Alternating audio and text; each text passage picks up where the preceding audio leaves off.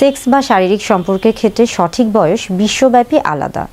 প্রত্যেকটি দেশের একটি নির্দিষ্ট বয়স রয়েছে এবং এক এক দেশে এই সেক্স বা শারীরিক সম্পর্কের ক্ষেত্রে একটি নির্দিষ্ট বয়সকে সঠিক হিসেবে বিবেচনা করা হয়। এটি মূলত নির্ভর করছে ওই দেশের আর্থসামাজিক অবস্থান, ভৌগোলিক অবস্থান, ওই দেশের রাষ্ট্রীয় আইন এবং ওই দেশের জনসংখ্যার জিনগত বৈশিষ্ট্যের উপর। আমরা যদি আর্থসামাজিক অবস্থানের দিকে খেয়াল করি তাহলে একটি দেশকে যদি আমরা এভাবে বিবেচনা করি যে উন্নত, অনুন্নত এবং উন্নয়নশীল দেশ, তাহলে খেয়াল করে দেখব যে উন্নত দেশের নারী পুরুষের সবসময় শারীরিক অবকাঠামো উন্নয়নশীল এবং অনুন্নত দেশের তুলনায় দ্রুত হয়ে থাকে, অর্থাৎ তাদের শারীরিক এবং মানসিক যে পরিপক্কতা সেটা খুব দ্রুত তারা লাভ করে এবং যার ফলে তারা সেক্স বা শারীরিক সম্পর্কের জন্য উপযুক্ত হয়ে যায়। এজন্য দেখা যায় যে বিশেষ করে উন্নত দেশে সঠিক বয়স সেক্স বা শারীরিক সম্পর্কের ক্ষেত্রে দ্রুত বিবেচনা করা হয়। তবে আবার যদি চিন্তা করি যে সামাজিক অবস্থানের দিক থেকে, সেই ক্ষেত্রে দেখা যাচ্ছে যে অনেক উন্নত দেশেই কিন্তু সেক্স বা শারীরিক সম্পর্কের ক্ষেত্রে সঠিক বয়সটিকে যত বয়স বেশি হচ্ছে বা দিন যত বেশি হচ্ছে বা ওই দেশটি যত বেশি উন্নত হচ্ছে তত কিন্তু তাদের এই যে সঠিক বয়সটা এটা কিন্তু বৃদ্ধি পাচ্ছে। অর্থাৎ আমরা বুঝাচ্ছি যে সঠিক বয়স শারীরিক সম্পর্কের ক্ষেত্রে সঠিক বয়স বলতে এখানে বোঝানো হচ্ছে যে সর্বনিম্ন অর্থাৎ ন্যূনতম কোন বয়স থেকে একজন নারী পুরুষ শারীরিক সম্পর্কে যেতে পারবে বা মেলামেশা করতে পারবে, সেই বয়সটিকেই মূলত বোঝানো হচ্ছে।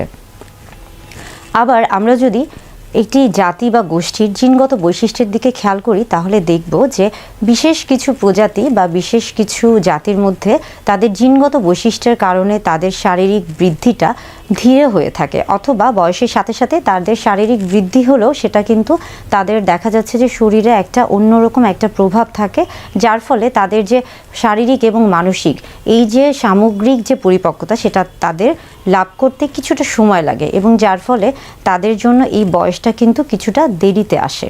অর্থাৎ জিনগত বৈশিষ্ট্য কিন্তু অনেক গুরুত্বপূর্ণ একটি বিষয়। এছাড়াও দেখা যাচ্ছে যে প্রত্যেকটা দেশের কিন্তু নিজস্ব একটি রাষ্ট্রীয় আইন রয়েছে এবং প্রত্যেক নাগরিকের উচিত সেই রাষ্ট্রীয় আইন মেনে কাজ করা। বিভিন্ন দেশে এই রাষ্ট্রীয় আইন কিন্তু বিভিন্ন রকম। বিশেষ করে আমরা যে বলে থাকি যে আমাদের দেশের কথায় যদি আসি তাহলে আমরা জানি যে 18 বছর বয়সের আগে বিয়ে এবং শারীরিক সম্পর্ক দুটোই কিন্তু অন্যায় বা অপরাধ হিসেবে বিবেচনা করা হয়।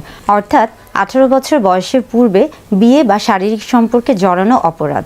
আবার বেশ কিছু দেশ রয়েছে যেমন উত্তর আমেরিকা, মধ্যপ্রাচ্য বা দক্ষিণ এশিয়ার দেশগুলোর মধ্যে অনেক দেশেই কিন্তু বিয়ের আগে শারীরিক সম্পর্ককে অবৈধ হিসেবে বিবেচনা করা হয়।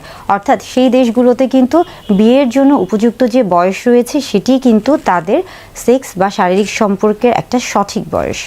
আবার বেশ কিছু দেশ রয়েছে যেই দেশগুলোতে খুবই কম সময়কে অর্থাৎ খুবই অল্প বয়সকে কিন্তু শারীরিক সম্পর্কের সঠিক বয়স হিসেবে বিবেচনা করা হয়।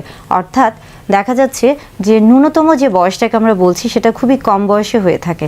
যেমন একটি দেশ রয়েছে, সেই দেশে মাত্র 12 বছর বয়সেই কিন্তু সেক্স বা শারীরিক সম্পর্কের জন্য প্রযোজ্য বা সঠিক বয়স হিসেবে বিবেচনা করা হয়। আমরা আসলে দেখি যে এক এক দেশে এক এক বয়সকে সেক্স বা শারীরিক সম্পর্কের জন্য সঠিক বয়স হিসেবে বিবেচনা করা হচ্ছে। এটি মূলত নির্ভর করছে ওই দেশের এবং ওই দেশের যে নাগরিক রয়েছে তাদের বেশ কিছু অবকাঠামোর উপরে। প্রত্যেক সুনাগরিকের উচিত তার দেশের রাষ্ট্রীয় আইন মেনে তারপরেই বিয়ে করা এবং সেই অনুযায়ী শারীরিক সম্পর্কে জড়িত হওয়া। তবে একটা জিনিস মাথায় রাখা উচিত, আমরা কখনোই বাল্যবিবাহকে প্রাধান্য দিব না, শিশু নির্যাতন বা নারী নির্যাতনকে কখনোই প্রাধান্য দিব না।